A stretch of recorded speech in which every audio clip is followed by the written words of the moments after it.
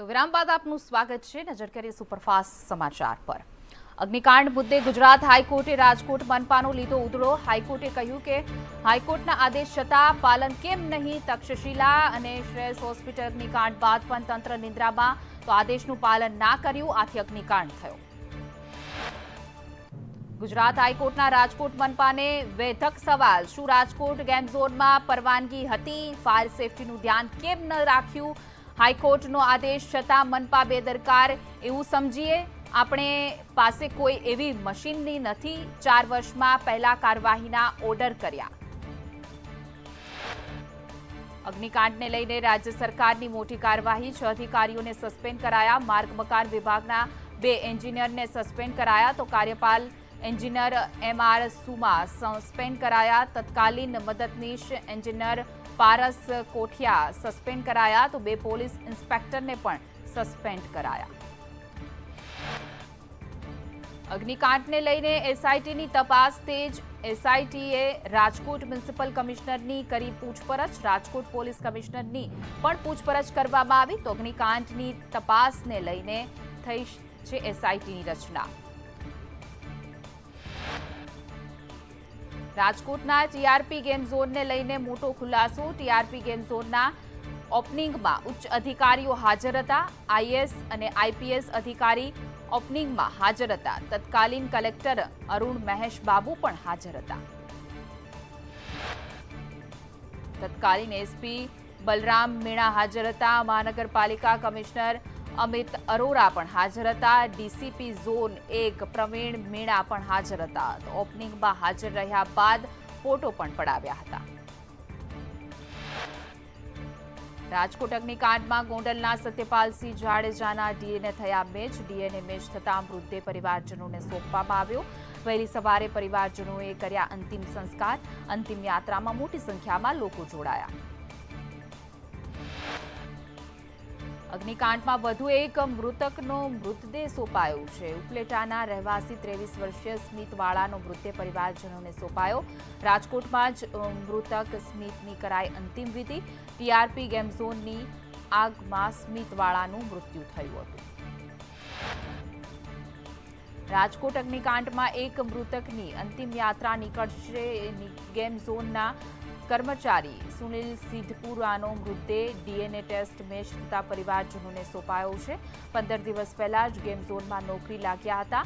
અન્ય લોકોને બચાવવા જતા મોતને ભેટ્યા.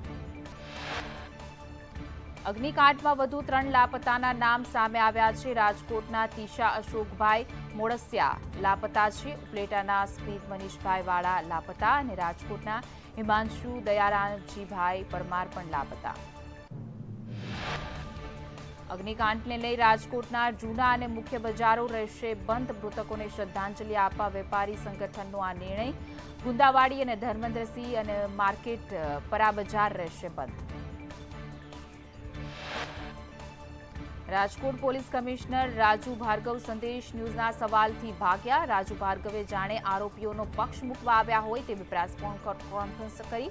ફાયરના પુરાવા, લાયસન્સ લીધાની વાતો કરી. એફઆઈઆરની કોપી અને પોલીસના નિવેદનમાં વિરોધાભાસ જોવા મળ્યો. એફઆઈઆર કહે છે કે ફાયર એનઓસી નહોતી લીધી. પોલીસ કહે છે કે ફાયરની મંજૂરી લીધી હતી.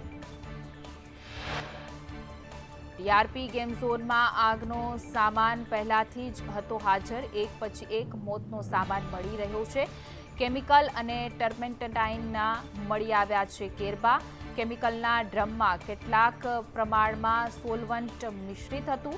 કેમિકલ એટલું ભયાનક છે કે તરત જ આગ પકડી શકે છે. સંદેશ ન્યૂઝે તપાસ કરતા જાણવા મળ્યું કે Rajkot TRP game zone Dhaval corporation ચલાવે છે. ધવલ કોર્પોરેશન અગ્નિકાંડના આરોપી પ્રકાશ જૈનના નામે છે. ધવલ કોર્પોરેશનની ઓફિસ ટીઆરપી ગેમ ઝોનમાં જ છે. અમદાવાદમાં ગેમ ઝોનની તપાસને લઈને મનપાએ હાઈકોર્ટમાં રજૂ કર્યો જવાબ. શહેરમાં નાના મોટા કુલ 34 ગેમ ઝોન છે. 31 ગેમ ઝોન પાસે એનઓસી ઉપલબ્ધ છે. 3 ગેમ ઝોન પાસે એનઓસી નથી તેવા ગેમ ઝોન સામે કાર્યવાહી થશે. જ્યાં ત્રુટી જણાતી તે ગેમ ઝોન હાલ પૂરતા બંધ કરાયા છે. રાજકોટ અગ્નિકાંડના બાદ વડોદરા મનપાએ વિવિધ વિસ્તારોમાં ગેમ ઝોન કાફે કરાયા બંધ, તો ગેમ ઝોન સહિત એમ્યુઝમેન્ટ પાર્ક, ફન પાર્ક કરાયા બંધ. એનઓસી અને બાંધકામ સહિતની તપાસ માટે કમિટી બનાવી છે. 16 સભ્યોની કમિટી 24 કલાકમાં રિપોર્ટ કરશે તૈયાર.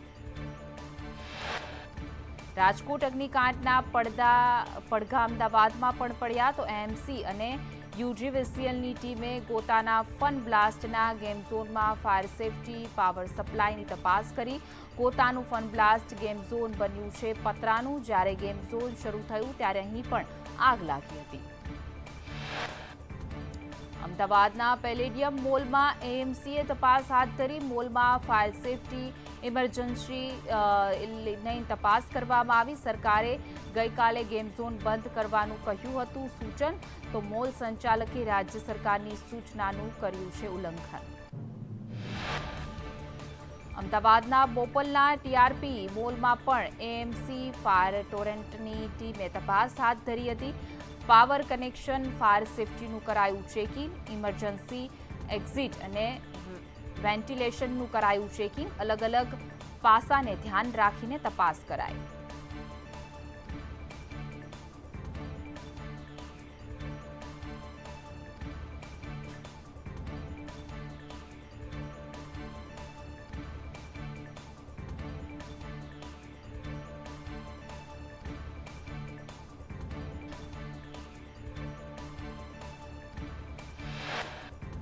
રાજ્યમાં આગામી 2 દિવસ હીટવેવની આગાહી. સાબરકાંઠા, બનાસકાંઠા, ગાંધીનગર, અમદાવાદ, આણંદમાં રહેશે હીટવેવ.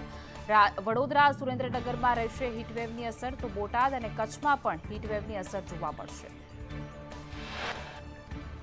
સૌથી વધુ તાપમાન વલ્લભ વિદ્યાનગરમાં 43.7 ડિગ્રી નોંધાયું. અમદાવાદમાં 43.2 ડિગ્રી, ગાંધીનગરમાં 43 ડિગ્રી તાપમાન નોંધાયું. ડીસામાં 42.2, વડોદરામાં 42 ડિગ્રી તાપમાન, કંડલામાં 43.6, સુરેન્દ્રનગરમાં 42.8 ડિગ્રી તાપમાન નોંધાયું. રાજકોટમાં 40.7, તો ભાવનગરમાં 39.96 ડિગ્રી તાપમાન નોંધાયું. રાજસ્થાન, હરિયાણા, યુપી, વિદર્ભ અને ગુજરાતમાં હીટવેવની આગાહી. રાજસ્થાનના ફ્લોદીમાં તાપમાનનો પારો 50 ડિગ્રીએ પહોંચ્યો, તો ગરમીને કારણે મહારાષ્ટ્રના અકોલામાં કલમ 144 લાગુ કરવામાં આવી. ઉત્તરના પહાડી રાજ્યોમાં પણ ગરમીનો પારો ઉચકાયો.